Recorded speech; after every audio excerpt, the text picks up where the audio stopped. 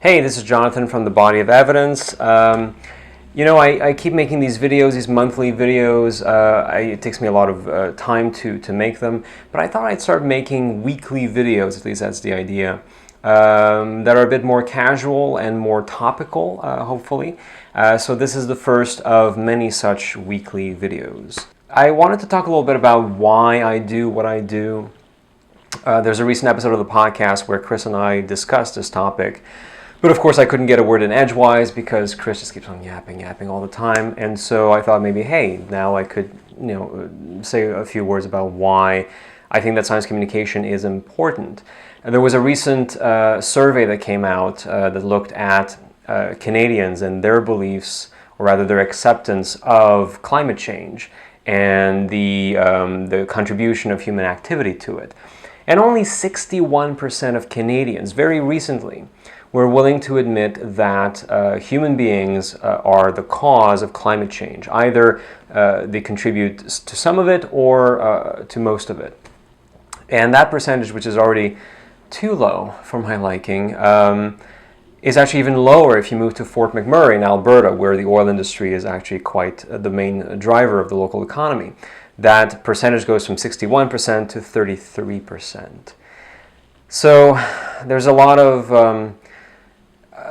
of beliefs out there are not properly scientific. They are based on ideologies. And ideologies are probably the thing that I hate the most in life because they freeze your thought pattern. They don't allow you to realize the error of your ways and change your mind.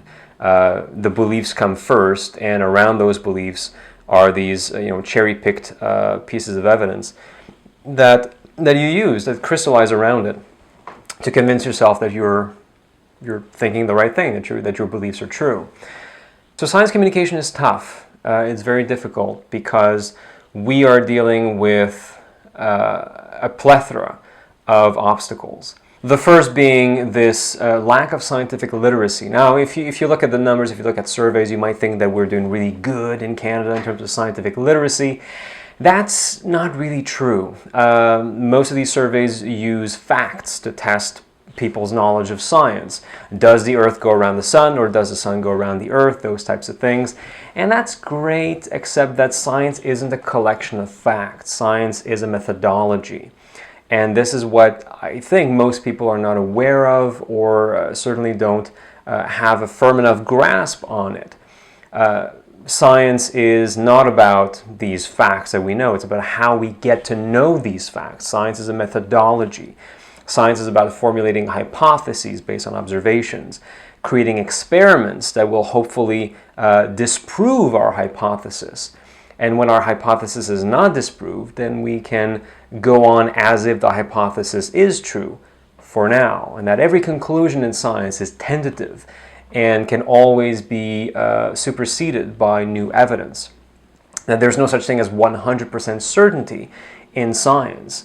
And we just need to come to terms with this. This is what most people have difficulty grasping about science. That's why most people, I would say, are to a certain degree scientifically illiterate. And this is what we have to work to fix.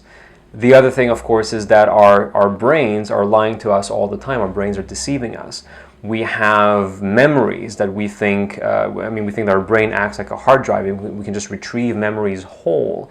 That's not true. Each time we retrieve a memory, we're actually reconstructing that memory.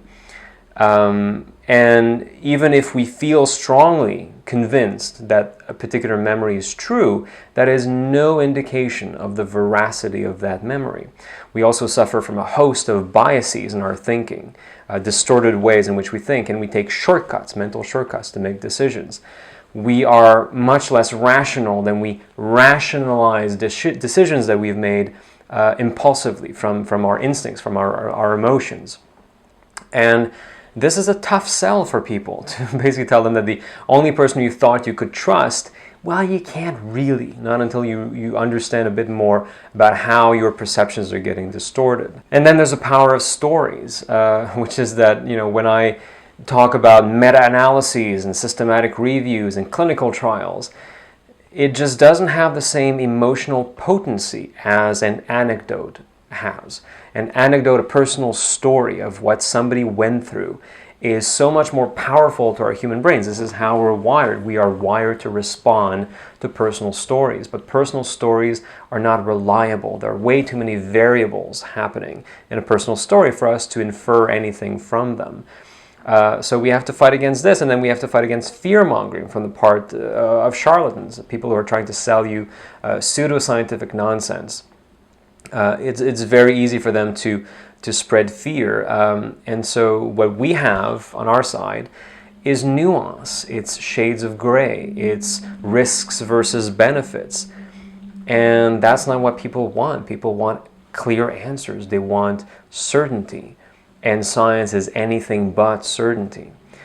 So it does feel like Sisyphus pushing up that boulder up the hill, only for it to magically roll back down at the end of the day and us having to start all over again.